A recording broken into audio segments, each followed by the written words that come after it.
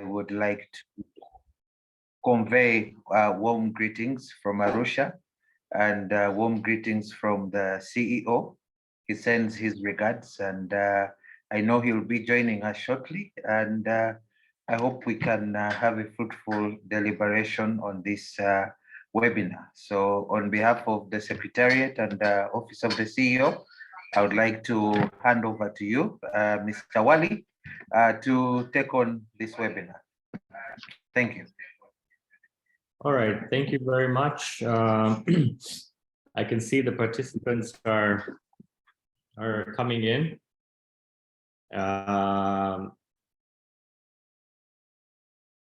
I'd like to warmly welcome all the panelists, and if possible, I would request when you're responding to the questions, if you can keep your video on, if your internet allows you, so that people can see you. Yeah. Our webinar topic for today is the role of East African community in the implementation of the African Continental Free Trade Area, the challenges and the prospects. Now, we are all aware that there is quite a lot of talks going on how the East African community can grow, develop, what opportunities are there, what are the challenges. But at the same time, we do understand that the Africa Continental Free Trade Area was signed in March 2018, and that we have some countries that have ratified, signed and ratified, and some are still in the process. So we have our panelists today who are from different countries, my brothers and my sister, and we're going to share experiences. We're going to share knowledge that will be coming from different countries. The way we will go about this is I will ask you a set of questions so that it can be more engaging. I'll please request you to limit your response time to about maximum 3 to 5 minutes. And then we'll look at any follow-up questions. Once we're done with the panelists, we will allow the floor to ask questions. Meanwhile, from the floor, you may put your questions on the Q&A section, and I will either attend to it after. If it's a burning question, I may pick it up while we're listening to the panelists. I'm going to pick people not in a particular order, so there are no favorites, but I will start with Patricia because I saw her first, join in first. So Patricia Mutiso, a senior consultant, law and trade and for capital markets, International Bar Association, and from Kenya. So Patricia, just briefly, can you share with us, has Kenya signed and ratified to the African Continental Free Trade Area? What are the opportunities offered by the ACFTA to the East African community? If you can share a little bit of your view on that. Thank you, Shazada. And thank you, everybody, to all the panelists and DLS. Yes, indeed, Kenya ratified the African Continental Free Trade Area, and this happened on the 10th of May, 2018. Of course, it instantly realized that there were a lot of opportunities that were going to be offered by the African Continental Free Trade Area, because, being one of the countries in the EAC, it saw the opportunities that were going to be there, like the creation of employment opportunities if the African Continental Free Trade Area came into being. COVID gave us very strong lessons, and we realized the importance of regional value chains. And of course, that was also going to be one of the opportunities that the African Continental Free Trade Area was going to offer to the EAC. Something that was also very pertinent in that was also the growth of infrastructure. We saw that we see that once the EAC becomes a part of the African Continental Free Trade Area, then we are going to have a lot of growth in infrastructure, the roads, which are all very important for the growth of the African continent and for everything to function, because we cannot talk about the growth of trade if you're not talking about infrastructure. I mean, also, I think something that the African Continental Free Trade Area also offers the EAC is because as members of the EAC, we have the multiplicity of member states being in so many RECs. Some people call it the spaghetti ball effect because it's all rolled up like spaghetti when you're eating your spaghetti bolognese. So that is also one of the other areas. And is that Kenya part of other regional bodies? Yes, we are part of IGAD, we are part of the EAC, we are part of COMESA, and we are part of the African Union. So I'll just keep it short and sweet. Thank you.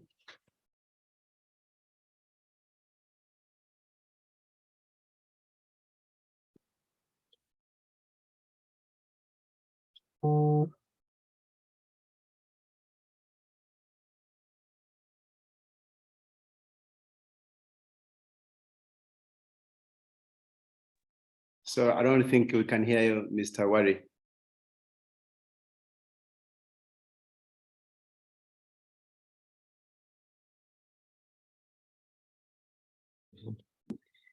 So we're going to go to Dr. Henry now. Dr. Henry is a legal education officer from IDEA Law, South Sudan Field Program, based in Uganda. So Dr. Henry, has Uganda signed and ratified to the Africa Continental Free Trade Area? And in your opinion, what are the opportunities that you see come with it, especially to the East African community, to Uganda, but also, you know, is Uganda part of other regional bodies, and what are the similar opportunities perhaps?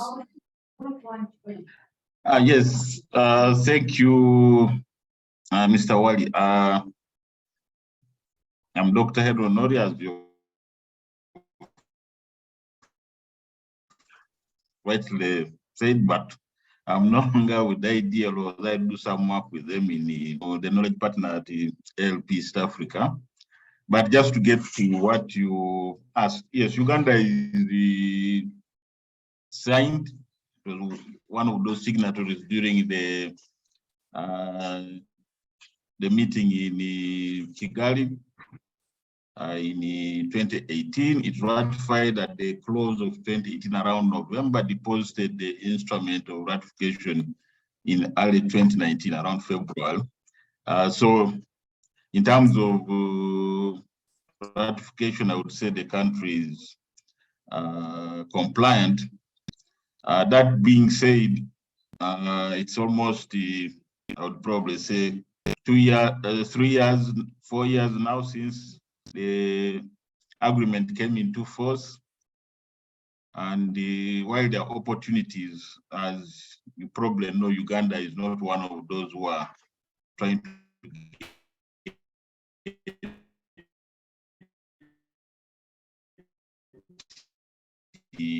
the agreement to work for it. The continental wide free trade area is critically important, not just for Uganda, but even the EAC. If you look at the market share of each of the East African partner states, I will take Uganda. I think Uganda exports close to 40, as of 2018, when the agreement came into place. It exported 40% of its goods, its trade, its bulk of its trade was within East African community. About 8% in COMESA, and you can imagine the rest of Africa, if you talk of the South African Customs Union, added Nigeria, Ghana, the West African, it came to only 2%. So you can see what a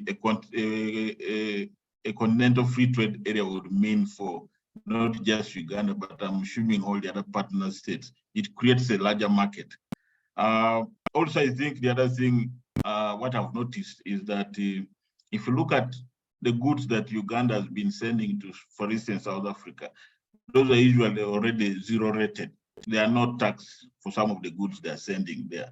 So I think the opportunity now for Uganda, and I'm assuming Kenya, Rwanda, Tanzania, and the Burundi, as well as South Sudan and DRC, is how do we expand the caliber of goods and products and ultimately services that will end up in the broader continent. So there are opportunities, there are implications for the trade. Remember, this is a continent of 1.4 billion people. So you can imagine what that would mean in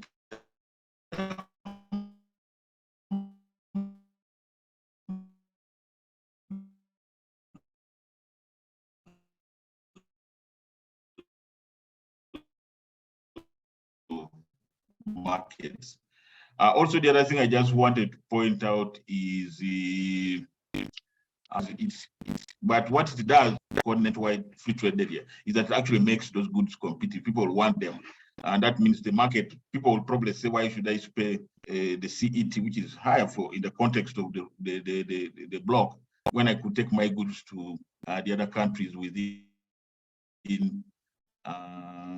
the continental free trade area, which I think so far 48 have signed up, not all have ratified, but there is an opportunity in that sense. I think maybe just to conclude, it's now the question is what are the states that have signed up, especially within the East African community, doing to make the market accessible to the residents of the community.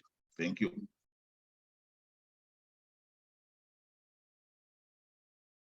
Thank you very much, Dr. Henry. I will come back to you with a couple of follow-up questions. Meanwhile, let us head out to Sunday Namugoba from Tanzania. He is the managing partner for ABC Attorneys. Sunday, similar question I want to pose to you is, has Tanzania signed and ratified? And what are the opportunities you see that it brings to the East African community? And are there any sort of other regional bodies that Tanzania is part of? And how does that work with East African community, with the African Continental Free Trade Area? Hi, so good afternoon. Thank you for that, Rosada. Yes, Tanzania has ratified on the 9th of September 2021. Actually, we are the 39th country to do so. I would say it's a commendable move, and as you can see, we have been on the forefront, steadfasting this initiative, knowing of its advantages.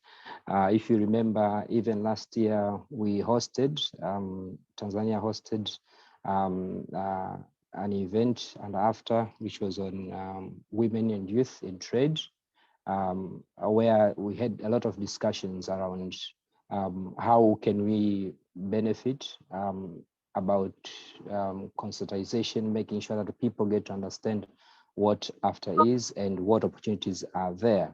So I would say it is a pivotal thing, of which it has come at a time whereby our country is opening up. The president is opening up the country. We're looking more into how we can trade better with other countries and whatnot. So I would say it's more of an advantage for us, especially when we're talking of free movements of goods and services, when we're talking of things like intellectual property rights, and then we see on base how we can now deal with manufacturing and how we can now turn our raw materials into products that we can sell across Africa. I would say it's to our advantage because if you look at it, Tanzania is filled with resources. It's filled with manpower. It's filled with land mass of which can be able to produce and feed, if I would say, the whole of Africa. But I believe the benefits of AFTA, it will enable not just the country, but our people, Tanzanians, to get higher pay, better and quality jobs as well. We will see wage in rise. Also, we're looking into FDIs, of which I think it's better because now Africa has not been trading much with itself. We've been trading mostly with Europeans. So I think it's high time that we have something that is catering for Africa and for us to be more engaged. Yes, we are in other regional blocks, let's say for East African community, we are in SADC, but I believe AFTA has come at the right time when we are talking of Agenda 2063, and I commend that initiatives like these are better because we get to now talk about, make sure that people are aware of what AFTA is, the opportunities that are there for businesses, and that when you are talking of liberalization of trade, removing of tariffs at least to 90%, that is going to open up our markets to the market that is within Africa. So I'll end there to kickstart, and I'll wait for more questions later on. Thank you. Thank you very much, Sunday. I'll now go to Felix Manzi, International Trade and Investment Law Specialist from Rwanda. I hope you're comfortable with English. Yeah, I'm comfortable. French. So Can you hear me though? Sorry? Can you hear me? Yes, you're audible. So again, to kickstart, we would like to understand, has Rwanda signed and ratified? And if yes, what are the opportunities you see this to and is part of any other regional bodies apart from East African Community, and how do you see that coming together? Well, thank you so much, Mr. Wari, for giving me the floor. Yes, Rwanda had the honor of not only ratifying and signing among the first countries, but also hosting the forum in which ACFTA was launched in Kigali. So we take so much pride in having, witnessed the birth of such an important legal instrument. So yes, Rwanda has ratified, and as of October of last year, Rwanda was among the first 10 countries that started trading under the Guided Trade Initiative. So we are very quick on our feet when it comes to the implementation of this treaty, and that takes me to the next question, which was the opportunities that I see in having joined this treaty and ratified the treaty. I think as a landlocked country, we think Rwanda will take so much advantage of the principles in the treaty, such as the preservation of the acquis, which is to consolidate the function of the regional economic communities, RECs. And therefore, we think that once we fully realize the implementation of this treaty, it will help us to, for example, eliminate non-tariff barriers, NTBs, which have been posing a challenge to the trading, cross-border trading and investment.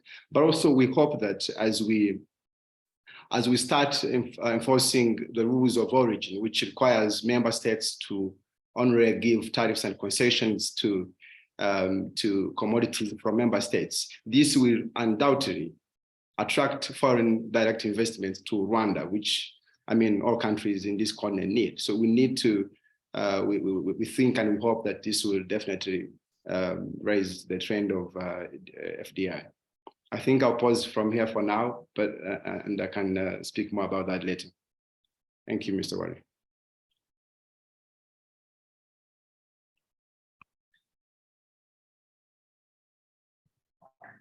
Thank you very much. And I believe we have been witnessing how Rwanda has been improving its business and investment portfolios, but also most of the countries are trying to look at Rwanda as an example when it comes to also inviting and treatment of investors.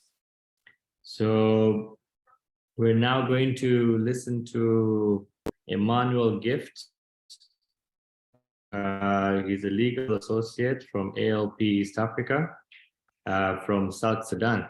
So Emmanuel, please share with us what's the status first with South Sudan. Have they signed and ratified? And then we can look into the opportunity that you think it will bring to the East African community. If you are part of other regional bodies, how does that coincide? You're currently muted, so maybe you can unmute. Yes, thank you, Mr. Wali. Can you now hear me? Yes, yes. Okay. Has South Sudan ratified? Signed and ratified? South Sudan is amongst the first states that was able to sign the African Continental Free Trade Area upon its launch, but it hasn't yet ratified this instrument.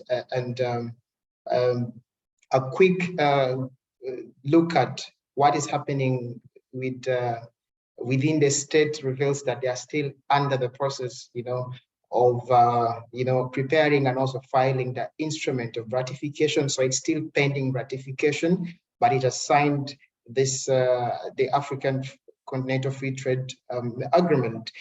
Another thing that you did ask is, does it possess opportunities for South Sudan? What are the opportunities for South Sudan?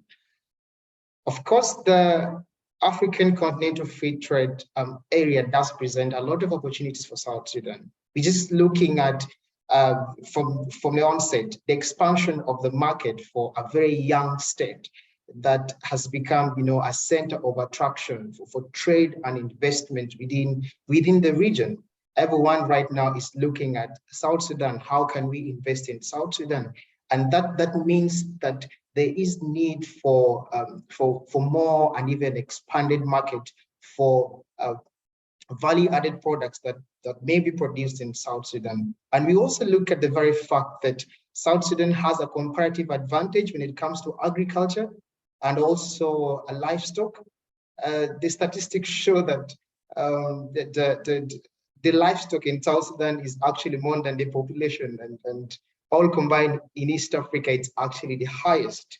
If you take an aerial tour of the northern part of South Sudan, the jungle part, and then you look at the animals that, the herds of cattle that are there on ground, you will be really amazed. And we need market for this livestock and for the exports that South Sudan is able to, take out to the African continent. Just shortly, as of 2020, the exports that South Sudan has been able to make, even within the East African region, has been growing significantly. From 2.6, growing as far as 8.6 million to Uganda alone, and if you look at also, the resumption in the drilling of the crude petroleum within South Sudan being its largest export within the region. It also presents an opportunity that having an expanded market for South Sudan would actually mean that they will get revenues from the other neighboring states and also the African continent at large. So that presents a very big opportunity for South Sudan. I think I will just end here shortly, and then I'll respond to some of those other follow-up questions later on. Mr. Wal, thank you. Sure. Now I want to get into a little bit of something more interesting. Now that we've seen that most have signed, South Sudan, Rwanda being one of the foremost countries, South Sudan not having ratified. Dr. Henry, would you be able to tell us some of the challenges that you see that Uganda or the East African community may face with the African Continental Free Trade Area? And in your opinion, are the local laws supportive of this agreement? To what extent do you think the local laws support the agreement and this initiative? Okay, thank you again. I think I missed something in the last session. I just wanted to add that Uganda is also, apart from the EAC, is a member of COMESA and the IGAD in light of the classification of regional economic communities by under the Continental Free Trade Area. But get back to the question you asked, problems, what are the challenges that the East African community partner states might face? These are quite many, but let me just pick on one or two. First is the kind of thinking that needs to get the countries involved in the continent-wide free trade area. As you can see, I think only 3 of the partner states that have ratified have begun to work with the guided initiative to participate in the trade in trading on the continental free trade area. So how much traction can be made by the partner states in terms of their relevant ministries and departments is going to be very key in getting the benefits and getting and that's a big challenge. Last week I was with the Commissioner for Internal Trade at the Trade Ministry in Uganda, and he was concerned that traders keep going to them, asking them how do they get involved in the continental free trade area. And since as a partner state we have not really begun to engage that process, that means that those traders are essentially aware of these opportunities, but don't seem to know or even are unable to get in. Now, in terms of, I think also it means that the partner states need to begin stop looking inward. In the past, partner states used to look inward to their own internal markets. Now, I think the danger is that this is going to be a challenge, that the partner states will continue to look inward to the East African common market. And the difficulty then will be how can they adjust their minds that there is now a broader market. In light of as I said, all of us have pointed out the benefits of engaging with a broader market. Now, the other thing about the laws, over the past 20 or so years of the East African community, I think most of the partner states have endeavored to align their laws to meet the demands and the commitments under the East African Common Market. And that means the next step is again to adjust laws and legal frameworks to actually accommodate now the broader content of free trade area. I can just mention examples. In 2022, that's last year, a number of countries kept, this is almost progressive, and I think the agreement itself, the Continental Free Trade Agreement, acknowledges that most of these things will be progressive. There's a lot of work that is still going on with getting some other details on how the free trade area would work. So the partner state measures to open up. I'll mention this about Tanzania. They have made amendments to their tax laws to allow for use of phosphates. If you are going to engage in phosphate mining, they have reduced the royalties, they have zero rated the tax for it. in terms of income. So that means that's an entry point. So if you could have more phosphate products made, even fertilizer for the local market and external market, that means you're expanding the goods, you're encouraging investment in that regard. So the more they make adjustments to the laws that are conducive for the market, for production, for an export-based economy, then that positions the partner states in a sense that they will have goods which then they can export into the broader continental area. Uganda currently has a bill before Parliament. It's a local content bill, but it has interesting provisions. The priority is Ugandan goods. The next priority is goods from East African community. But now with the continental free trade area, I think we should be thinking, do we extend the prioritization to the rest of the partner states, those signatories to the continental free trade area? Those are the kind of opportunities, but they're also challenges. But I think the biggest challenge for me is getting the people to begin thinking that you don't have to wait for the full-fledged continental free trade area, its entire regulatory framework to take place. People can begin to engage. So I think, for instance, countries need to begin identifying who are their priority business areas, which are their most productive businesses, and get those goods onto the continental free trade area market. I think that's, for me, a quick take on what the challenges are, and yet there are also opportunities in that regard. Thank you.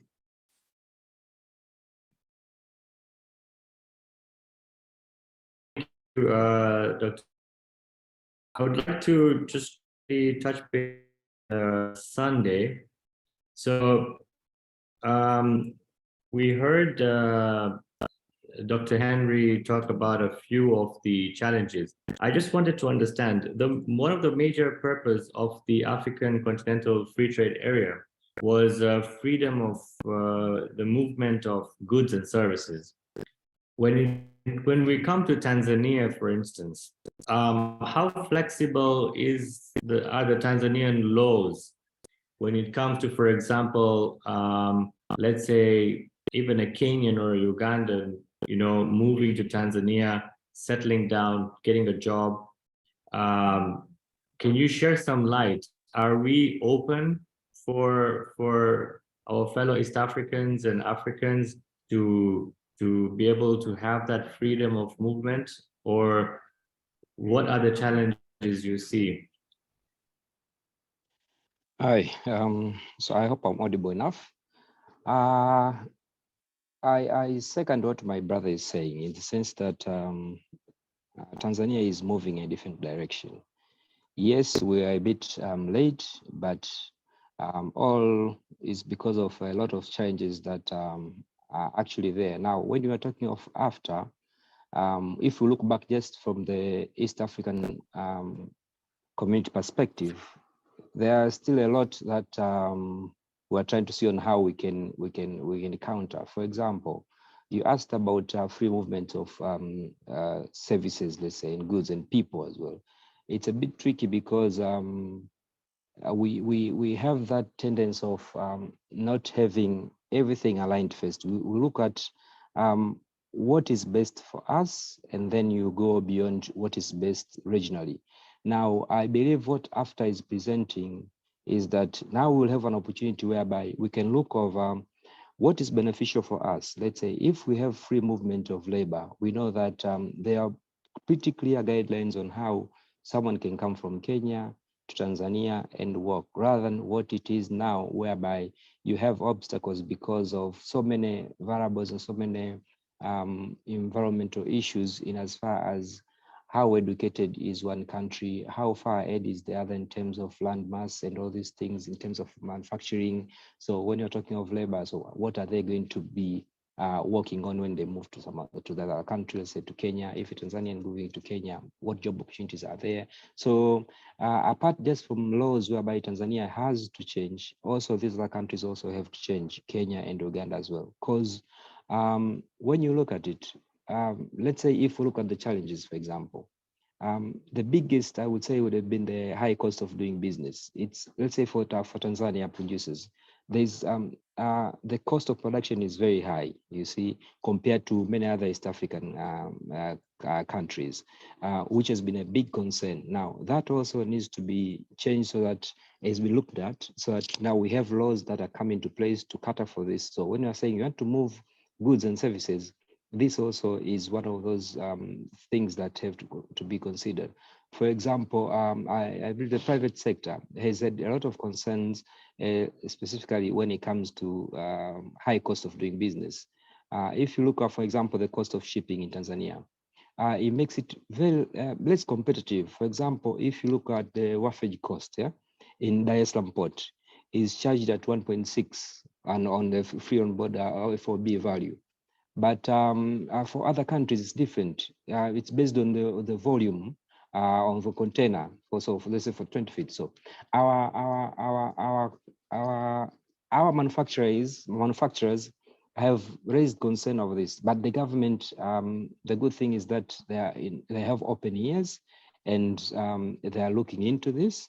But also things like, let's say, unpredictable policy and regulatory measures. We've talked of there was one factory, ANZ textile mill, which were complaining about the increase in duty for the imported cotton yarn. That was during the 2021 budget. So from 10% in the East African CT to 25, which now that makes it very, very, very hard for have that predictability of what policy is, what regulation is. Now, AFTA is meant to bring that so that we have harmony in between. When you're talking of that is the cross-border issues you're asking about. There is that also whereby you have, if you remember the instances whereby Tanzania did this and then Kenya went on and did that. All these things have to be aligned. But I believe also our capacity, let's say for the production, our production capacity is very low. So it's been a challenge for small and medium enterprises, especially in the farming sector as well. So there are discussions going around with CTI to see on how we can increase that. But also there are issues when it comes to how to find a way to mitigate and compensate for losses, let's say in taxes. Because AFTA is gearing for that, for tariff reduction. So I believe that also is a challenge that I believe our country is facing and we're all going to be facing if we don't find harmonization. I know, yes, there is African Development Bank has a way around it, but still, if you look at the data, you see almost like 7.7 of the total government, I believe, revenue in 2007, 2008, it was around 2 to 10%, if I remember, from around 10% in Sub-Saharan Africa. All that cuts across what AFTA can come into compensation. So I believe the opportunity is there. We can change. And if you, I remember our Minister of Investment and Industry and Trade, Dr. Ashatu Kijaji, I believe last week. So she had like a meeting whereby she invited the private sector and she invited the manufacturing industry as well, where she said, now it's about time that Tanzania will look into how we can tap more. Now we're talking of the initiative on guided trade, the trials. So we have even identified the trading products. We have 10, which will be effective from this July, whereby now we'll start to engage more like the other countries like the Ghana, Kenya, Cameroon, and Egypt. So we are taking that initiative. So you can see the government is going there. Yes, there are changes that have to be done, but I believe because we're still on progress, we will get there in as far as the laws are concerned, in as far as addressing these challenges. But I believe the challenges can be addressed and they are not as pivotal because they are known. All these things about awareness, about cost of doing business, about the NTBs, all these ones, I believe they can be addressed as we go along. So those are my 2 cents. I will end up there. Thank you. Thank you very much, Sunday. I think you've given us a very broad perspective. Patricia, building upon what Sunday has been saying, and Dr. Henry, where they spoke of local content, policies to be in line with, how is Kenya in terms of its local laws? Have Kenya been working on, sort of harmonizing its laws alongside the other East African countries or the African countries to see that the agreement that is signed can now probably take off? Thank you, Shazada, for the question. I am in agreement with what Sunday and Dr. Honoria have said with regard to the laws, and especially Dr. Honoria when he said that we don't have to wait for the entire whole system to be changed so that we can start trading. So I would say yes, we are not there fully, but at least we are halfway there, because at least we started trading. When we sent, I think that was on the 5th of October, 2022, when we sent out the first consignment of batteries to Ghana under the Guided Trade Initiative. So that's already a positive direction, and it already shows that even if we are not fully there, at least we're somewhere because we already started trading. Of course, there's some laws which have been brought into question, like the investment, and people are saying, are we really there to attract? I mean, is it okay? They're saying that the laws and the regulations that are there for the investment are really not going to be in tandem with the African Continental Free Trade Area. But I think we are in a good position as Kenya because at least we have started trading, and it's only by starting to trade that we are going to be able to understand what gaps are there or what needs to be changed. I would also say that because the customs authority has also started issuing certificates of origin, the KRA. So that already shows you in the right direction towards implementing whatever laws need to be implemented or whatever other changes that need to be made. With regard to what challenges as a country faced after signing and ratifying the African Continental Free Trade Area, I think I'm in agreement with the rest. And this has been observed by several bodies like UNECA, where they say that some of the challenges that we are going to see when you're implementing the African Continental Free Trade Area will be the same challenges that have been in EAC. These are the non-tariff barriers, these are the non-tariff measures, those are the things that you're going to have challenges in facing. We're also going to have issues like harmonization. There's always this thing about, okay, why are we not harmonizing? Why can the lawyers of Tanzania come to practice in Kenya or Uganda? Those are going to be the exact same challenges that we have, but on a bigger scale. Some other issues that have been, it's also about improving the customs administration. That's also going to be a problem, but like I've said, it is a challenge that it's not insurmountable because Kenya is already dealing with this in terms of the customs administration because the revenue authority is already issuing rules of origin. So of course, that means that is a challenge that can be dealt with. The other challenge that can be seen is, like Kenya, we are members to different regional economic communities. So again, it goes back to the multiplicity of memberships. Are we still going to have the same issue? Is it a challenge? Will be the priority that COMESA gives to the African Continental Free Trade Area the same priorities that the EAC gives to the African Continental Free Trade Area? So we'll come back to the same board and say, okay, no, are we going to play? Are we going to play if COMESA is a part of the African Continental Free Trade Area, since Kenya is a member? Are we going to also play with the rules at par because Kenya is also a member of the EAC?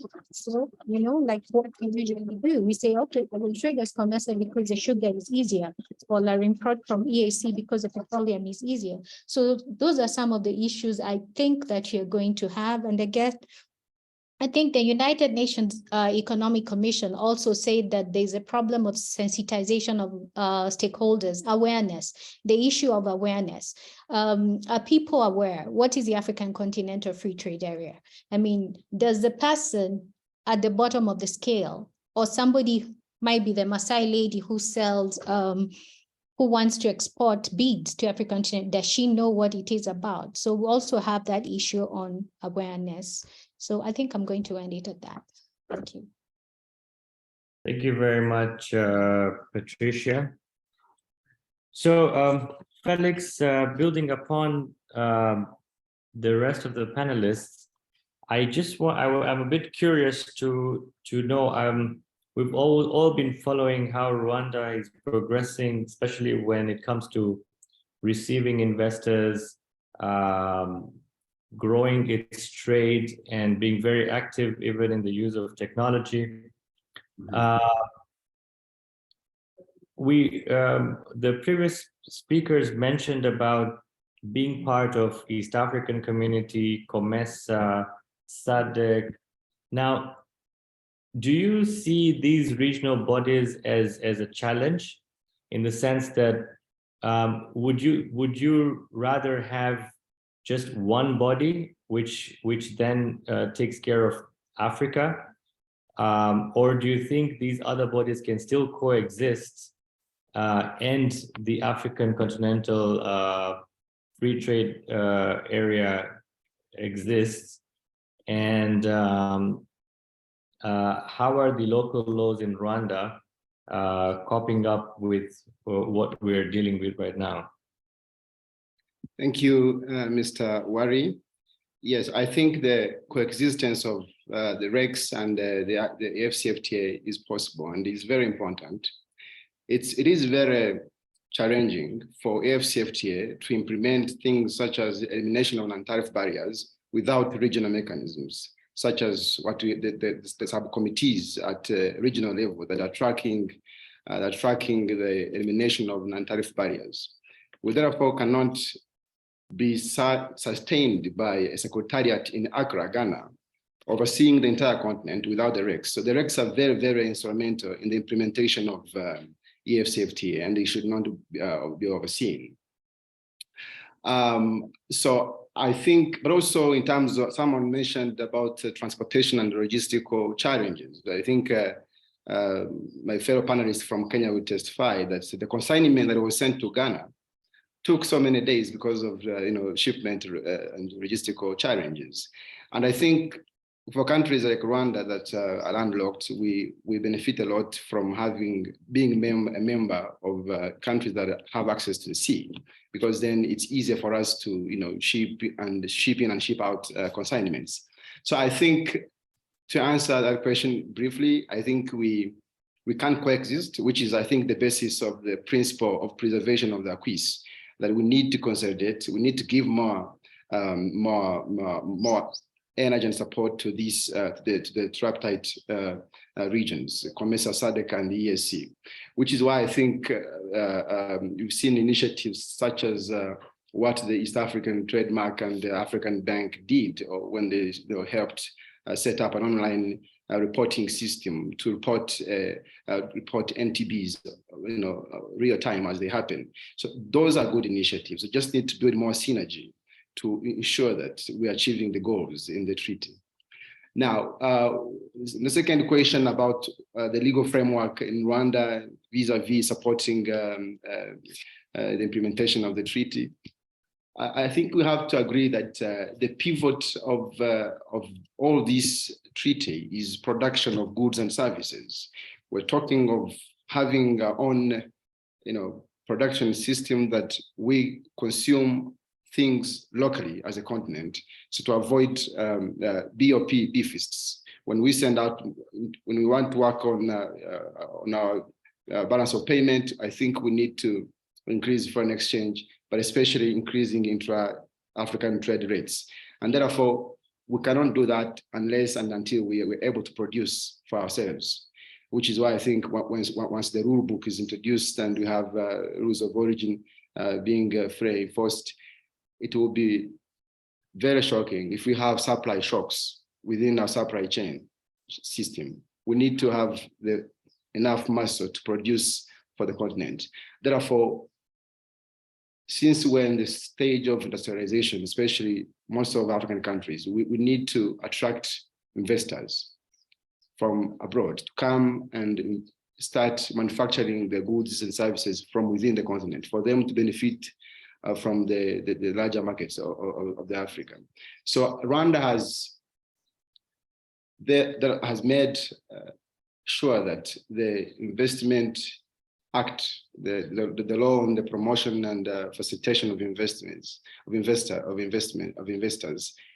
is very, very friendly, with principles such as the most favored nation treatment, national treatment, reciprocity treatment. All these principles are being not only written in the laws, but also enforced. And we also have to remember that ACFTA does recognize third parties. The agreement is supposed to not revoke the pre-existing trade agreements with third parties, where therefore the countries, member states of the ACFTA, will enjoy that grace period of executing the pre-existing trade agreements with third parties until they are expired. Therefore, I think all the national legal and local legal framework in place, including the tax regimes that have been introduced, are supposed to favor production, especially to empower the SMEs to be able to be major players in this trade area. Thank you so much. Thank you very much, Felix, for quite an informative response. Emmanuel, first of all, I'd like to say you've kind of got me curious to come over to South Sudan and check out the livestock channel and see whether truly are they more than the population of South Sudan. But building upon what we heard from Felix as well, is I understand South Sudan is growing and you're currently inviting investors to come to South Sudan. What challenges do you see South Sudan facing in terms of trying to sensitize within the country, in the sense that, how do people understand that we have this agreement and that how they can take advantage of it? And are the local laws ready? We heard from Rwanda that they have an investment act. So what is there in South Sudan that could attract the other African countries to sort of look at South Sudan as a place to invest? Thank you, Mr. Wale. I think I do invite you to come to South Sudan and check out the livestock.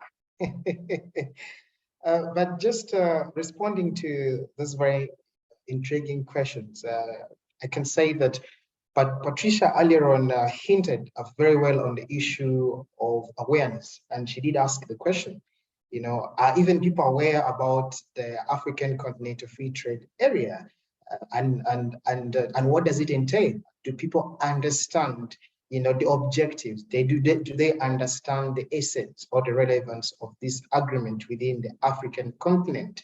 And it's the same conversation that I also do here within South Sudan, both in the expert or even in social cycles.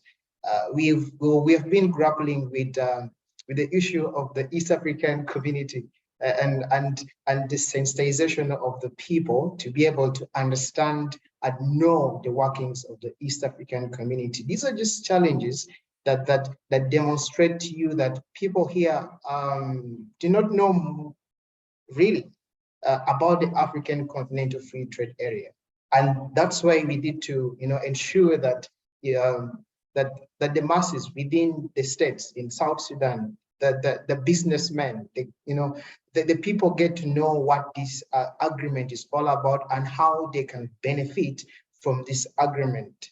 I can just give you a very short reference to a workshop we had on the 25th of January that was validating that the strategy, the South Sudan strategy for the implementation of the African Free Trade Continental Area, and some of the conversations that we're able to strike amazingly skewed towards, do even people know this thing? Do people know that there's an agreement, and this agreement has been signed by South Sudan, and that South Sudan can benefit this and this way from this agreement?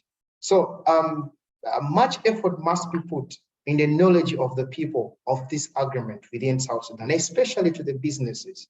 And we know that South Sudan is really a very growing business, fastly growing business area, looking at currently the relative peace, that is being realized within the region. And we do also understand, the fragility of, the environment, but people have become so resistant.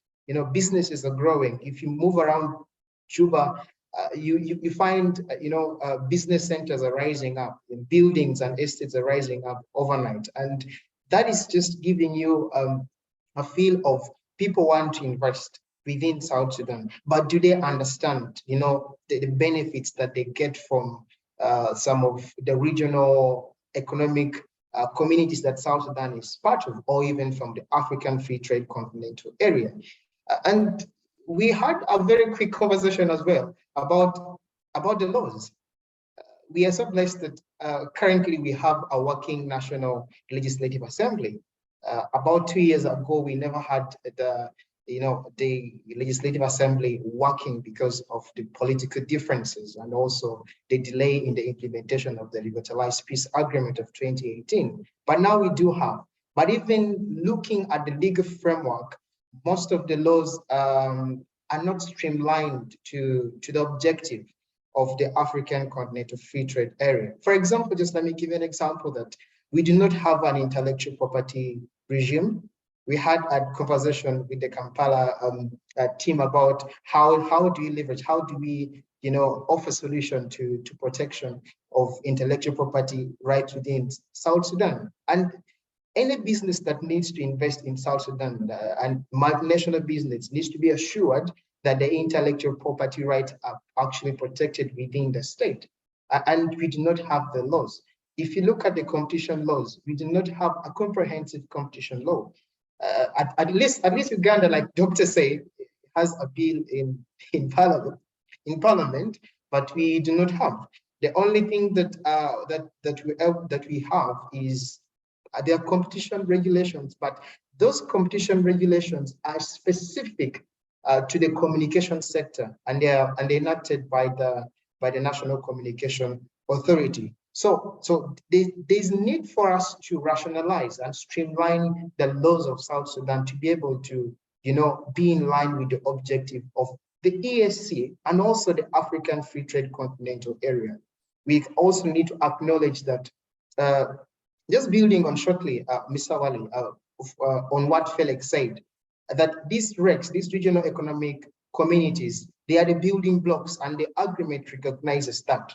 And if South Sudan is able to understand the benefits that it can get from these RECs, and these RECs being the EAC being a building block, one of the building blocks to the African Free Trade Continental Area, it means that actually better they will be able to understand the benefit of the African Free Trade Continental Area.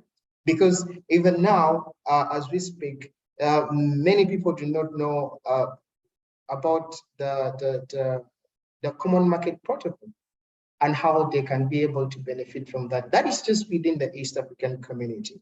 I'll just leave it there. I don't know if I have answered all the questions. So you can also remind me, then I can respond to that as well. I think we've heard quite well, but I will continue with you right now. So what I'm hearing from most of the panelists is that we've gotten into this African Continental Free Trade Area. The opportunities look really good. There are some challenges that are coming with it, but something that's striking me is that it looks like our African leaders need to sort of put in more time and probably prepare the countries in a better way. Now, why am I raising this question is, and I will go through each panelist to get their opinion as well, but I will start with you since we're together. So in your opinion, does the concept of sovereignty and nationalism pose a challenge in the regional economic process in Africa? So, and if you think it is, then what is the possible solution? Do we need to align our constitutions together? And that's why I'm looking at the African leaders and saying, where are we now? Yeah. Thank you. Does it pose a challenge? I would say yes. And I'll just give a brief demonstration in the context of South Sudan. Being a very young state and that is trying to catch up with its neighboring countries that are already far much ahead in terms of development, in terms of infrastructure, in terms of industrialization, and even electricity supply within their states. South Sudan, of course, in the context of South Sudan, the concept of sovereignty and nationality poses such a challenge. Why? Because there's need to protect the domestic businesses, the SMEs within the state against competition from already developed and far much better doing multinational businesses within the region. And if that is the case, that means that most of the conversations will be geared towards, can we have policies that are protective in nature, protective, of the survival and the growth of the local businesses within the state? And can we also have, for example, a regulatory framework that is going to be favoring so much of the businesses within the state, so that they do not face that, overcoming competition from the counterparts that are already developed within the neighboring states. So that really, that's really a challenge for us, and that will be a challenge for us because we're still a growing state. And if you look at how many industries are in South Sudan, it's actually quite shocking because they're not so much.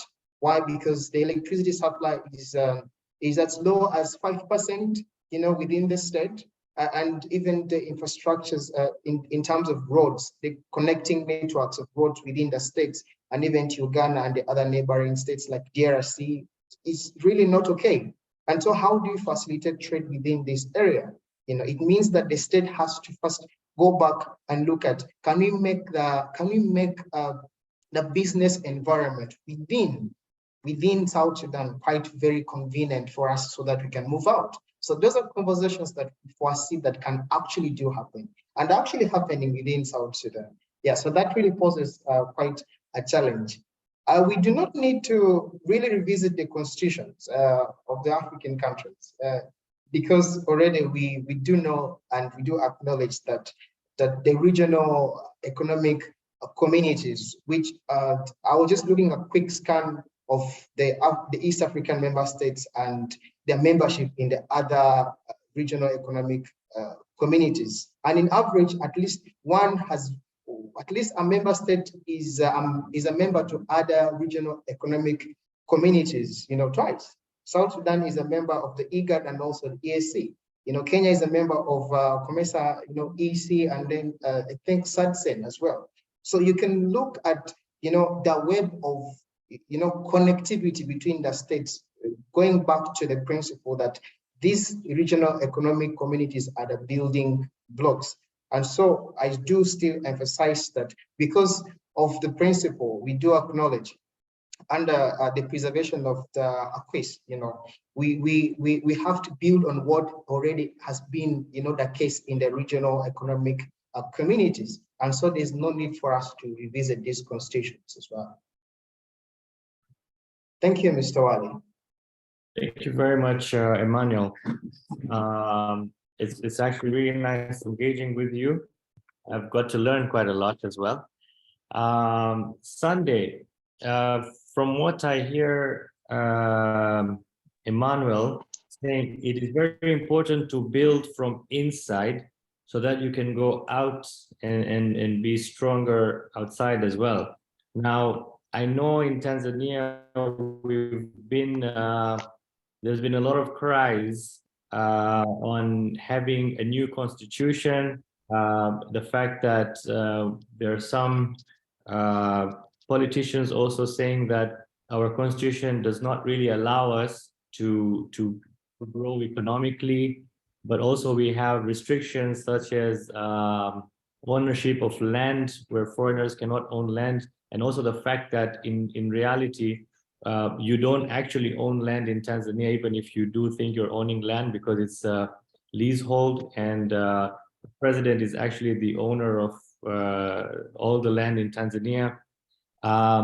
Looking at my question on sovereignty and national identity, do you think that poses a challenge? And how do you think Tanzania should look at it from the perspective of economic growth? Thank you. Well, to echo what you're saying, yes, and what everyone else is saying, there's been that outcry for a change in constitution, that we need a new constitution. Well, some of it is political, some of it has very genuine concerns. But when you look at it from the economic point of view, especially when we're speaking of ACFTA, and when you are talking of the whole concept of sovereignty, because I feel it's not just a major challenge for Tanzania alone, but it's regional. For all the integrations that are being done in Africa, including this one. So the idea itself, sovereignty itself, it's embedded in so many ways to the fact that most countries, including Tanzania, would want to protect what is sovereign, what is theirs. It's there, it's natural.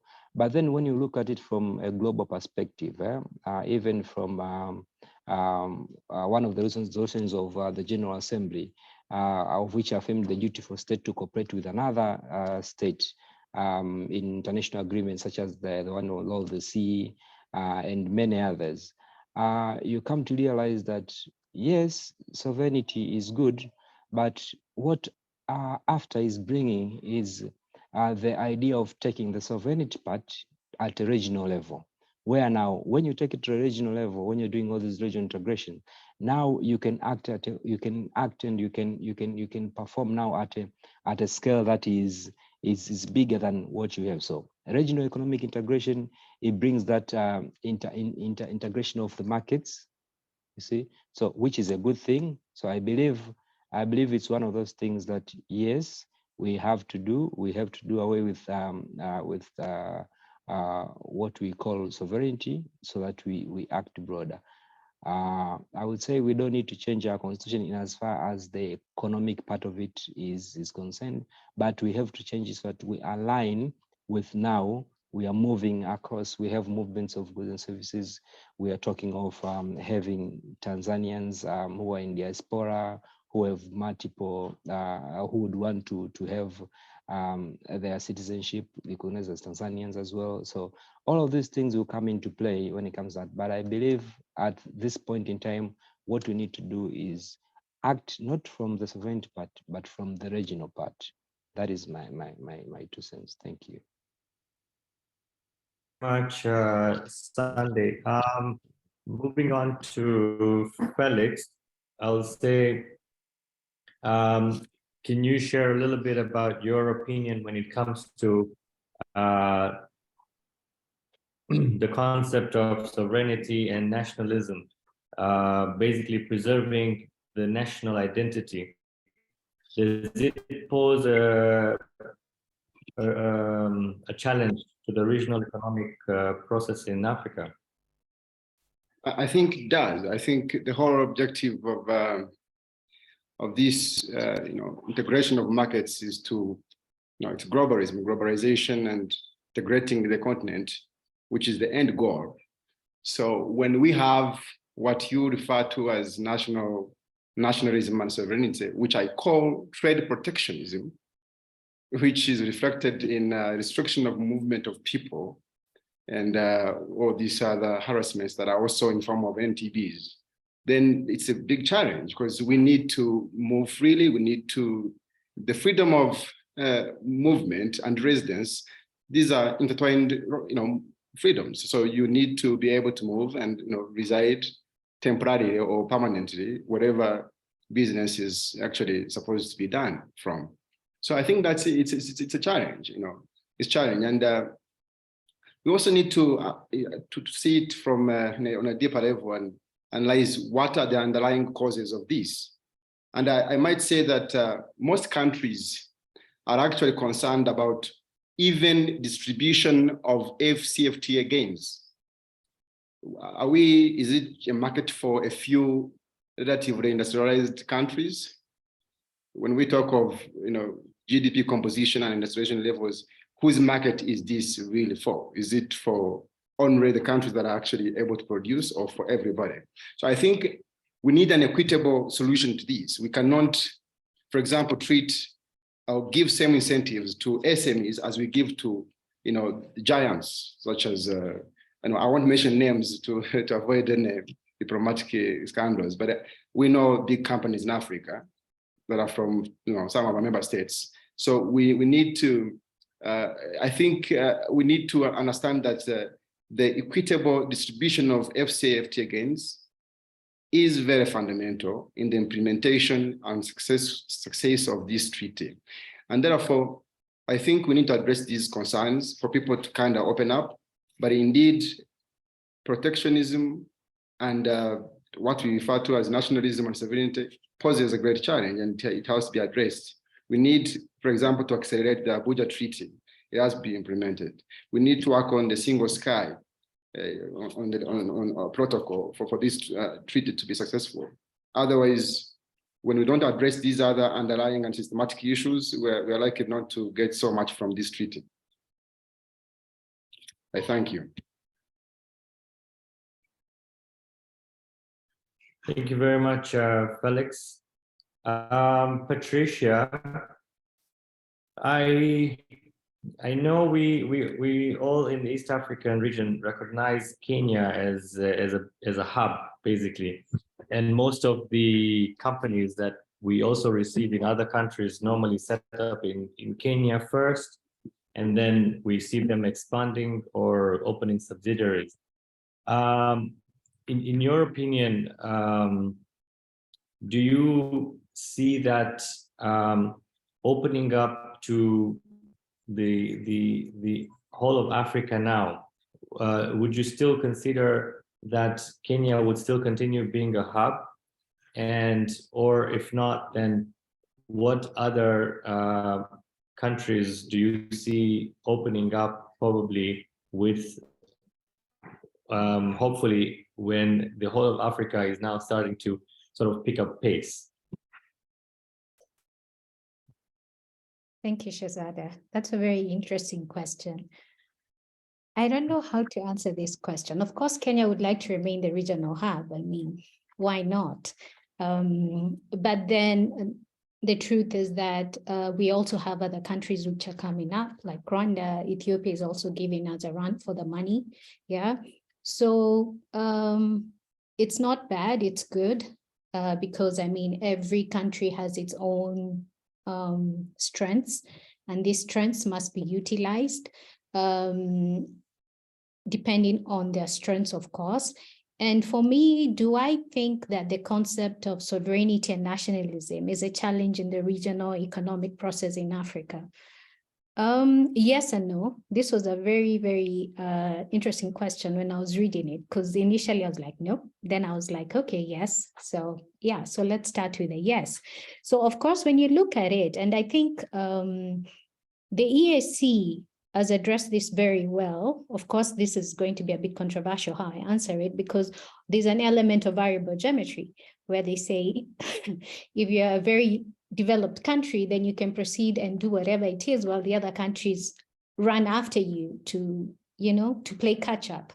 But of course, this has brought a lot of controversy for Kenya because it has gone ahead of its time. And we've had several cases and mentions where we've been told we are not complying with the requirements, the treaty and everything. But it has to be, so the question comes, if you're a developed country which realizes that you have to go ahead, do you slow down? Do you wait for the other countries to catch up with you so that you can continue progressing? You see, so that becomes a very difficult position when a country is developed. But we are together, we are a part of a regional economic community. And it is good if the regional economic community realizes the need for variable geometry, so that we can also be able to go at our own pace. Because as you realize, you say that you must grow inside to be able to push outwards. So if you've not really grown inside, then you're not going to be able to grow outwards, which might mean then you remain a stumbling block to the other country, which has already sorted its issues. Yeah. So this is something that is going to be a big stumbling block for most African countries. And that is why I think Africa is unique. It's in its own way. We have the DCs, we have the LDCs. So the next question becomes, then what should we do? What are the possible solutions for this? So I think what I previously said was that during COVID, we realized the importance for regional value chains. Yeah. Because in most ways, we suffered because of maybe poor customs, because of logistics. So it is important that I think we start realizing what is the strength of every country. We grow to regional value chains, and the smaller countries are also allowed to come in and participate in the industrial strategies so that we can be able to make the African continental free trade area a reality. Do we need to revisit the constitution of the African countries? No, I don't think we need to. I think the AU is already doing a very great job, and that's why we are here already discussing the African continental free continental agreement, because it is seen as an answer to possibly some of the issues that we have, and we remain optimistic that it will be a solution to most of the issues that we have as a REX. Thank you. Thank you very much, Patricia. Dr. Henry, before we go and take on some questions from the Q&A section, briefly on your thoughts on whether sovereignty and nationalism pose any challenges, and do you think, what are the possible solutions?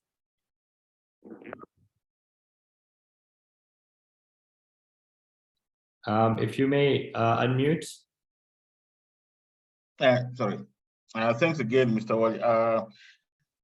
I'll just echo the views of what the previous speakers have pointed out, but I'll just look at it in just drawing quick experience from looking at what the EAC partner states did in 2022.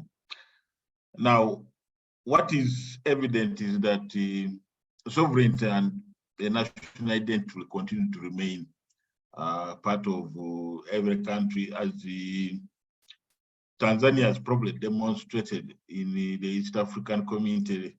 They've sort of tried to say we need first to keep what is important for ourselves, important for our people, and all that. Don't want to open up fully.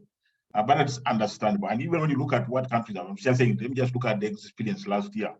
You have instances where partner states within East African community, and that's likely to eventually end up within the context of the broader continental area, is that you tend to look first inward. What can the people benefit?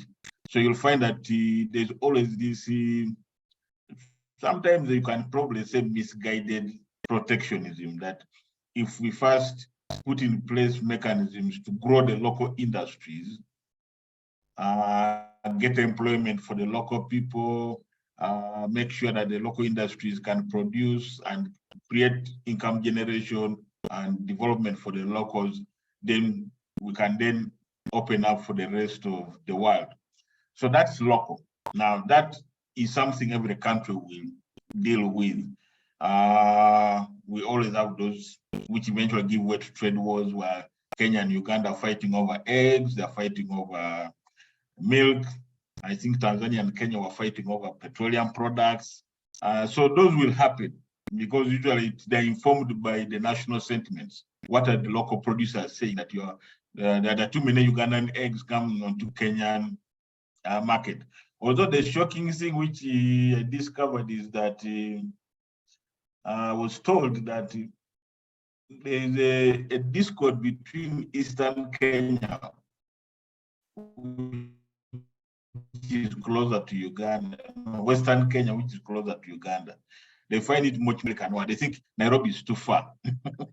but you can see that those are things which happen. That when you're trying to expand the market and everybody is trying to get it, there will be always those things that where is the market for the local people, and that is something that will, and that's actually from last year's look at the regulatory measures last year. If you look at professional services, lawyers, Uganda made sure in past regulations which still speak to Ugandan lawyers. Rwanda prepared the regulations on the international audit firms, and it still prioritizes Rwanda. And even if you're an international firm, you need to have one of the signing partners in Rwanda. Tanzania required that all tax consultants should be Tanzanian. So there will always be that thing about local. Now, there's then the regional, which most of East African countries have adapted to, that these are our commitments to free up, to liberalize, to create more markets, and that happens. So you find that the local content laws that were passed last year, they all first prioritize, say, okay, we'll do local content, get services and goods from Uganda, from Tanzania, from Rwanda. But if we need to get services which are not available locally, then we'll go to East Africa. So it sort of moved out that way. So you have those measures. And I say, I'm just taking a quick take from last year. So you have those. So for instance, Tanzania began to regulate what they call the digital marketplace, services over internet and all that. Now, one of the interesting things there is that you can actually do services out of East Africa and SADC. That's actually how they have listed. They have listed the recognized to include EAC and SADC. So you can see there's that acknowledgement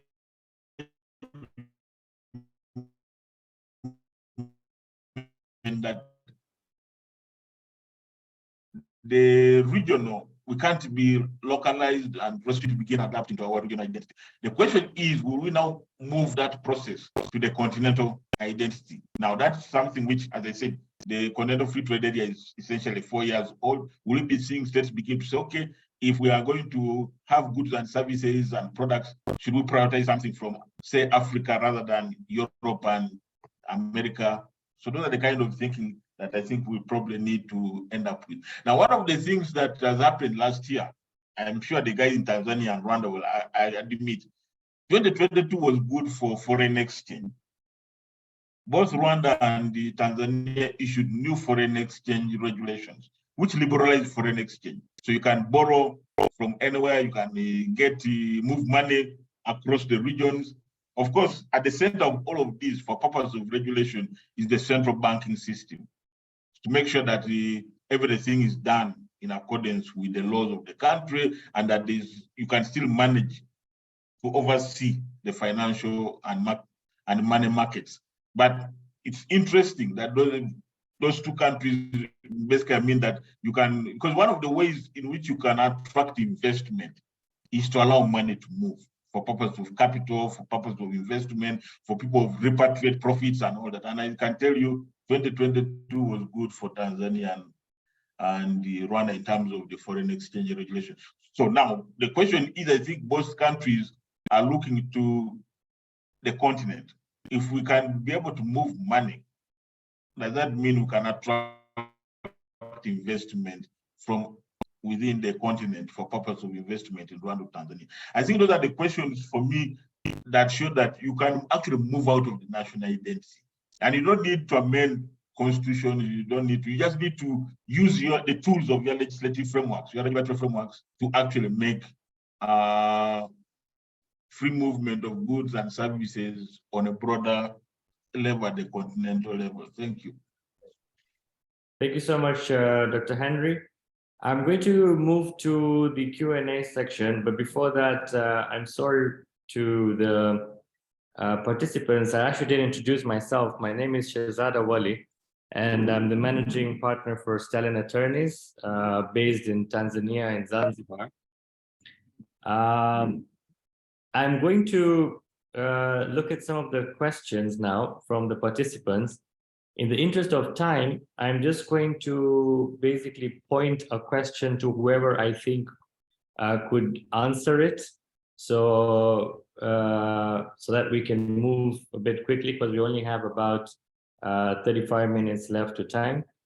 So This first one, I would request Sunday to address it, since he's practicing in mainland and Zanzibar. On the 30th of January 2023, Zanzibar Minister of Trade and Industrial Development signed an order which prohibits the exportation of rice and sugar from Zanzibar. From the perspective of ACFTA, doesn't this ban contravene the very theme of Continental Free Trade Area, considering Zanzibar is a member of ACFTA through Tanzania? Sunday, maybe you can help us respond to that.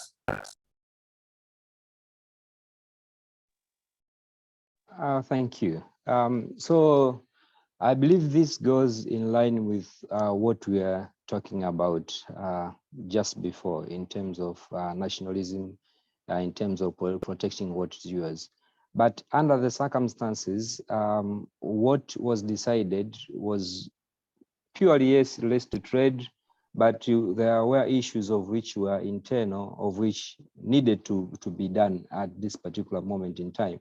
Because now there is a lot of shortage, let's say, in food, grains and all that, but the shortage is not actually there. But there are times where you see you have crooks, you would say, businessmen who would try and hike up prices for no reason. So now those are the measures that any country would do in order to protect its people. But I don't believe that it has anything to reflect upon, but upon the after, but it just gives us a perspective into what should be done, let's say, when we come now to fully integrated into the Africa we want. Now, at that particular moment in time, things like this will come into consideration in the sense that when one government, might not be the government of Zanzibar, but any other government, could even be of Kenya, would take into consideration the repercussions of the decisions that they would make. Now, because now if you want to enhance trade with others, you have to consider yourself, yes, but then now at a regional block level. So I would say, yes, it's one of those things that would give us more like as perspective into what needs to be done, but it was done, I believe, at the interest of the people at that time. But looking at it from the after perspective, I believe is the things that before you do, these governments would need actually to consider that now we are part of a bigger block. We are building blocks that would actually integrate and help our people even more, knowing that whatever you are banning will come to haunt you as well. So those are my 2 cents. Thank you. Thank you very much, Sunday. And just to add, Abdullah, that this doesn't seem like a permanent measure. It looks like it's a temporary measure. So hopefully things will open up again. This is now from Zainab Mwatawala. She says, I'm still in ignoramus about this ACFTA. Leonard Brother Manzi of Rwanda and Dr. Henry from Uganda both mentioned the guided trade initiatives. Would you care to elaborate what are those initiatives? So I think for this one, I think Leonard Brother Manzi of Rwanda and Dr. Henry both mentioned guided trade initiatives. So I think perhaps we can have Felix respond to this.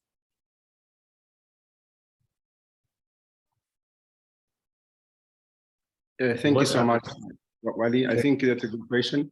I think what was launched in October of last year, which was put in place, was the guided trade initiative, which is a great way to start trading. So it's the ACFTA put forward minimal requirements for countries that are interested, that are ready to actually start trading amongst themselves.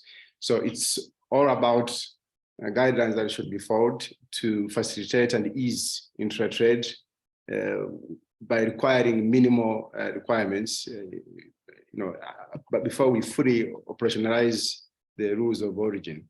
I think that's all I can tell my friend Zainab, and maybe Dr. Henry can also add on that. Sure. Dr. Henry, anything to add on what Felix just said? Yes, thanks again. I think what the intent of this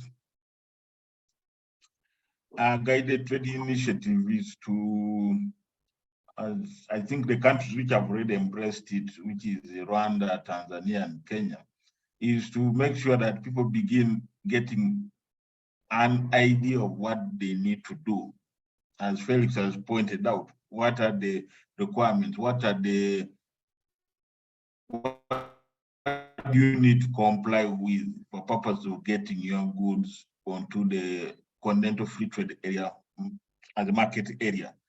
And I think since this is new, I think maybe what each of the trade representations in the East African partner states, whether the trade ministries or another bodies that work around trade facilitation, is to get this information out to traders.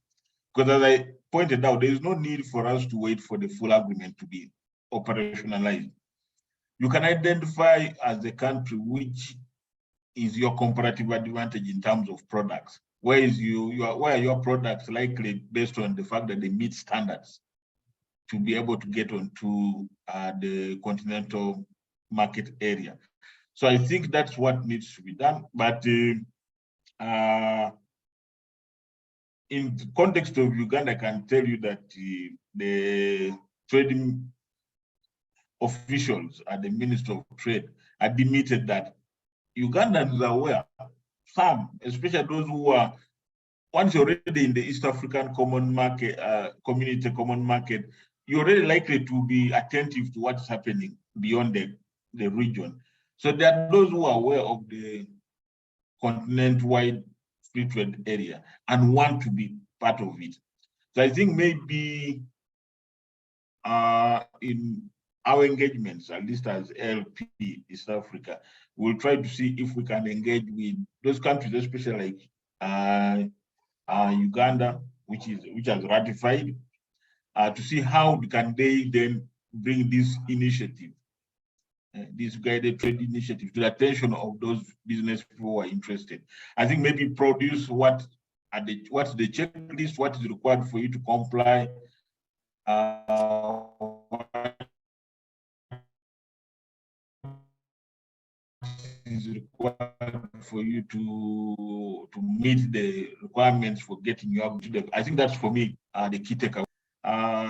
This is basically an initiative to begin to get goods onto the continental free trade area. Thank you.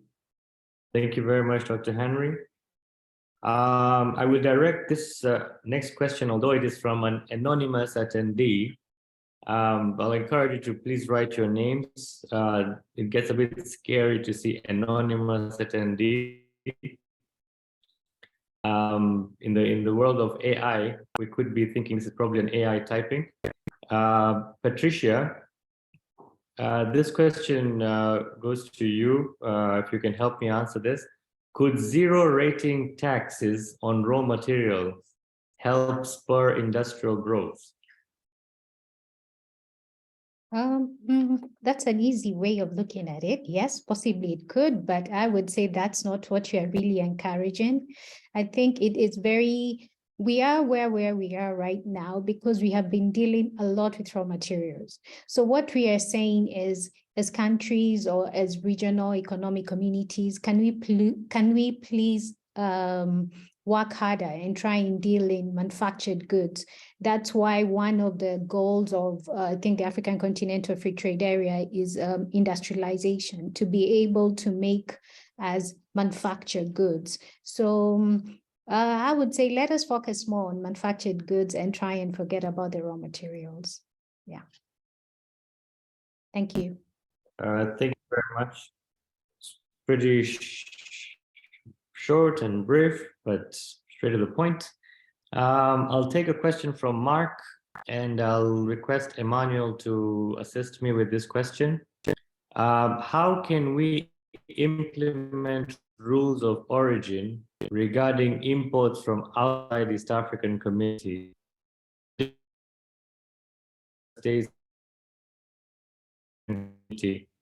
affects the ACFTA?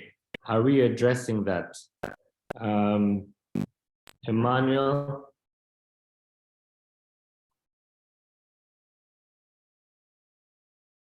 I was facing challenges with my network. I wasn't hearing you well. You're breaking.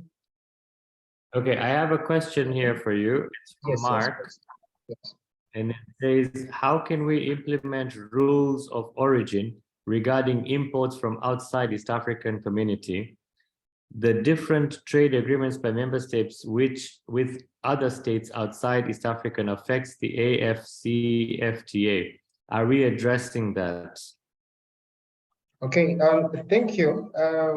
We'll begin with the issue of, let me just run briefly to the issue of agreements with other parties outside the EAC, and that will bring me back to the rules of origin. We do acknowledge that that not all products that are consumed within the East African region are actually manufactured within the region. And so that means that calls for trade beyond the East African community. And so we need trade with countries that have comparative advantage in terms of the manufacture of value and added products that are not within the means of the regions within the states within East Africa to manufacture. For example, I can just take a quick example. The East African community actually has an economic partnership agreement with the EU, and that looks at how can they benefit in terms of we don't charge you taxes for the raw materials, but also when we bring goods within the East Africa, can you give us the market to be able to market the goods within the East African region? And so that is very, very, very beneficial. Of course, does it affect the implementation of the African Continental Free Trade Area? Yes or no? Yes, because that means that the states within the African continent will not have, how do I term it? That push to be able to move towards manufacture of some of the goods that are imported from states outside the EA, that outside Africa. So it means that the challenge has to be on the states to be able to domestically within the African states to manufacture these goods that they import from Europe, that they import from America within Africa, so that we can have trade actually within the African states to be able to realize the African free continental trade area. And the rules of origin, of course, this principle is one that we can never escape. As long as states are producing goods and they're going to be exported, we'll have to acknowledge the aspect that goods are manufactured are originating from a particular state, whether they are raw materials or they are finished products. With value added, we still have to acknowledge that product is coming from Uganda, is coming from Kenya, is coming from South Sudan. And of course, that comes with the implication of how much then tax does it attract. If there are products within the East African region, what does the custom rules talk about? How much tax are they supposed to attract? And so that, to me, I do opine that will not have so much of effect or on the implementation of the African Continental Free Trade Area. But of course, that acknowledges that goods have to be manufactured, goods originate from a country, and so they also attach different value in terms of taxes. And that is, to me, a form of encouragement of trade, and also a boost to the principle of comparative advantage. If a country is able to perform better in livestock, or is better in the production of meat, and then other finished products, why would you want to deny it, the advantage of the origin of the products and the benefits that come with that? So to me, that is very important for us to look at. Thank you. Thank you, Emmanuel. I'll go to a question from Herbert. I will address this question to Patricia. Okay, I see Patricia's not here. So I'll take this question to Felix. The question is, I note that states under ACFTA agreement are the eligible parties to dispute settlement mechanism, noting that trade and likely disputes will be encountered by the individual traders or companies. Wouldn't it be practical to open up local standing to individuals and companies?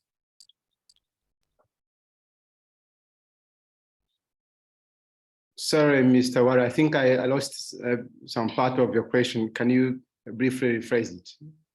Sure. So basically, the question is related to the fact that there definitely going to be dispute settlement mechanism in place. And so noting that trade and likely disputes will be encountered by the individual traders or companies, wouldn't it be practical to open the local standing to individuals and companies? That's the question. I think what I've read from the treaty and especially on dispute settlement, there is supposed to be a mechanism for that. But in terms of traders facing, for example, NTBs, there has been committees, subcommittees at a REC level, and also focal implementation people at a member state level. So these are committees and the focal people at ministerial level are supposed to, resolve all the issues that could be reported to them. In fact, one of the issues that is likely to be faced is, for example, the time that it takes when there has been a contest for entry of goods into a member state. And there is a mechanism which the issue is raised to subcommittees at the REC level. And if that issue is not resolved, then it is escalated to the Secretariat, which will take up to 30 days maximum. So the Secretariat has 30 days to, for example, resolve any dispute that might arise on intra-REC level, which for me actually I've seen as a challenge, especially for perishable goods, because perishables, according to the annex, I think Annex 2 of the Protocol in Trade in Goods, says that the perishable goods should not exceed 3 days at the custom, at the border, at the entry port.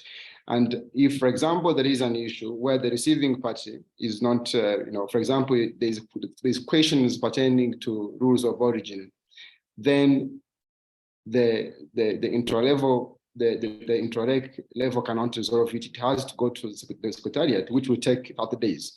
In fact, if you try to be realistic, this is impractical. It's going to cause many losses for traders, which I think is the reason why I would recommend that such provisions be amended to meet the needs of the traders. Thank you. We have a question from Apollo Makubuya.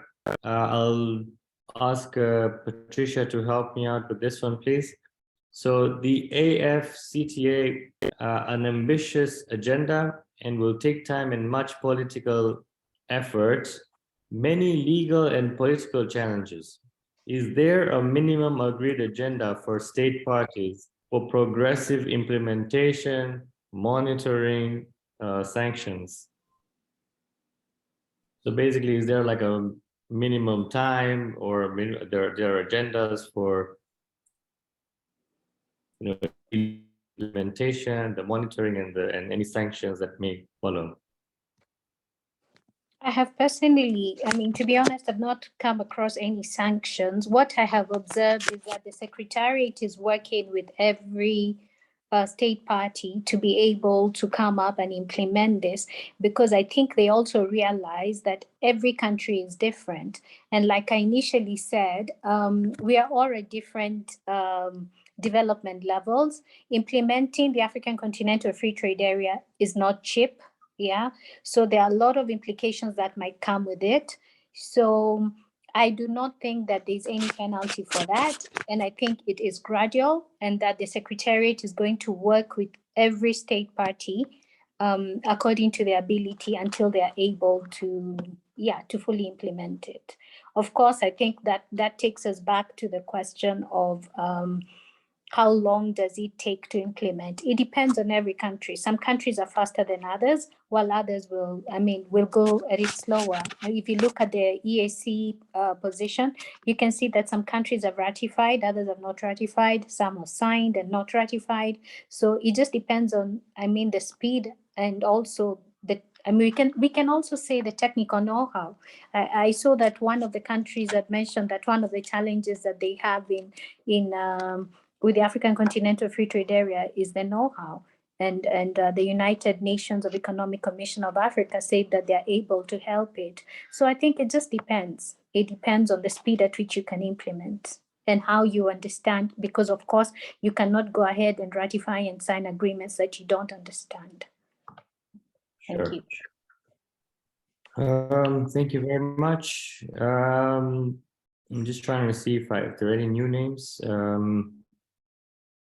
I had read somewhere somebody was asking about having an African currency.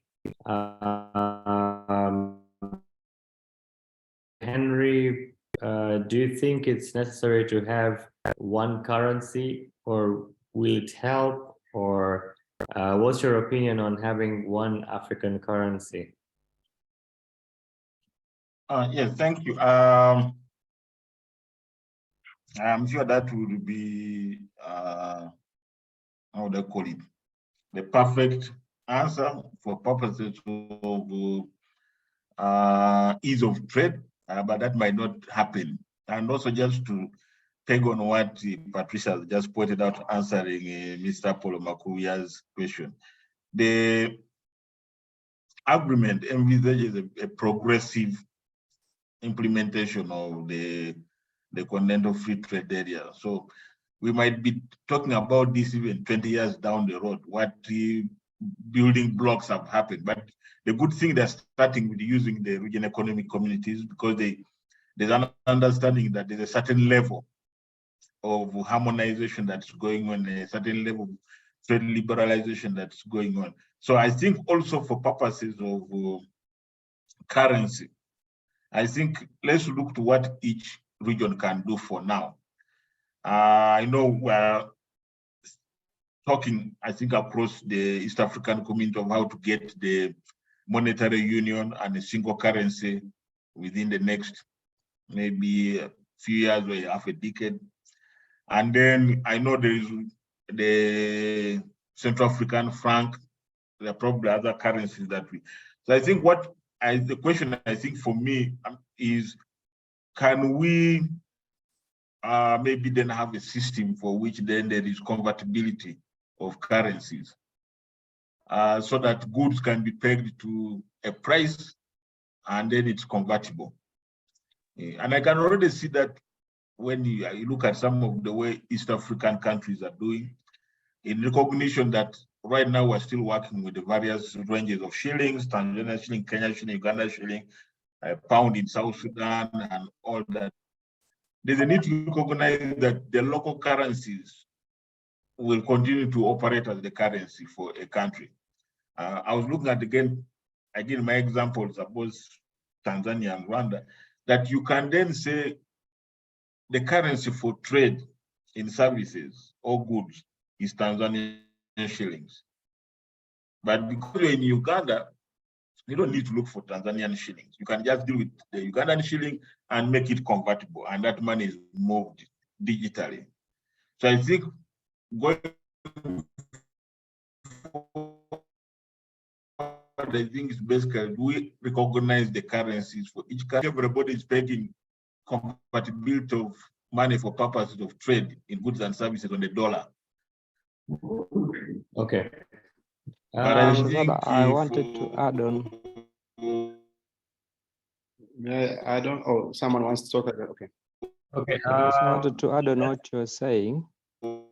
Actually, there is AFTA has implemented a project. In the make our currencies compatible. Okay. Yes, Sunday, proceed. Please make it Yes. short. I'm conscious of All time. right. We would have one All more right. question to end the session, so you Okay. can make So it brief. And so wants to add something. Okay, yes, I wanted to add that, we have 42 currencies in Africa, and that translates to about 5 billion a year when you are doing the convention. So what AFTA came up with was something that is called PAPS, which is, it's more like, it allows every nation to trade on its own currency so that you can do away with the conversion. So that was done by the African Exim Bank. So the PAP was piloted for Ghana, Liberia, Nigeria, and Sierra Leone. So it's a pilot project, but it's going towards now what you call one currency for all. But for now, it's better if they trade individually at a conversion rate that is better for each country, as far as you reduce and you meet cost on converting when you are doing trading. So I just wanted to highlight that because there is a PAPS, which is a system that caters for that across. Yes, thank you. So much, Sunday. Felix, please be brief. Yes, it was just to almost similar note that the Pan-African payment and settlement system, which is an instant cross-border payment system, is a solution, durable solution. In fact, most countries like Rwanda, for example, are already going cashless economies. So I think we don't need the tangible hard currency for the continent. We just need to embrace the PAPS, the Pan-African payment and settlement system, which will enable us to make clear instantly. All right. Thank you very much to all panelists. If you don't mind, in the Q&A section, there are quite a few questions. If you can, in the 8 minutes that were left, if you can randomly respond to them in your own opinions, I would appreciate so that we don't have to do them here. But I'll take a final question from Betty. And I'll request Felix, if you can respond to this question and also give your final opinion within a minute so that I can have the other panelists also give their final remarks. So Felix, are varying taxation regimes an obstacle to promoting free trade in East African region? We know the value of taxation to the revenue basket. How can this need and yet variation reach to a harmonization level that serves partner states? This is Betty from Kenya. If you can take a minute to respond to it and give your final remarks. Thank you, Mr. Wale. I think that's a good question. It's true, indeed, that by embracing integrated market or African market, we have to forego some degree of taxes. But I think the point here is not to, what we're aiming at now is not taxes per se. We're trying to increase the tax base, and work on our, balance of payment. So when we have enough foreign exchange and we have more SMEs growing up and gaining momentum, that is actually gaining more tax base. So I think there is a way we can gain from having more people to tax than taxing few and tax them more. So I think it's a matter of priorities and how we want to scale up the economy. I think we're likely to, even if we are foregoing taxes in terms of tariffs, but we're likely to gain more in terms of balance of payment and foreign exchange from having more people and more production happening than taxing a few people in our backyard. Well, my final remarks would be say that this is doable. We have to be proud of what we've achieved. It's a great milestone as a continent. This is probably the fastest ratified treaty in the history of treaties. So I think it's very impressive. We have a wide market of 1.3 billion people. Our GDP is growing steady. We're, I think, now around 3.4 trillion, which is good. I think we just need to work on things such as access to finance to enable our SMEs to be able to play an active role in the implementation of this treaty. But also as countries, I think we need to work on a model that is equitable for countries that are not very industrialized to gain from this treaty. It shouldn't be the treaty for the handful of a few countries that are industrialized. We should all gain from this. Otherwise, people will start backsliding. Thank you so much for listening, and I think this was great. I look forward to hearing from my fellow panelists. Thank you, Felix. Emmanuel, quickly, 1 minute. Thank you so much, Mr. Wale. I think this has been a very insightful discussion. Just getting to hear the experiences from the different countries, Rwanda and Burundi, and even Kenya. Uganda, my neighbor here, doctor. But in my closing remarks, I must say that this is a very ambitious agreement, and we have to kickstart all the processes that we need to undertake, like Dr. said. And for us, we need to still go back to the drawing board and look at what opportunities does this thing actually present to us, because we're a growing state. So our conversations are going back to, can we start the process? But even when we're starting the process, how do we start? So the conversation for us here is starting with the strategy of the implementation, which are going back to it. And we hope that this will fruit so much for South Sudan. Thank you so much. Thank you, Emmanuel. Dr. Henry, a quick one, 1 minute.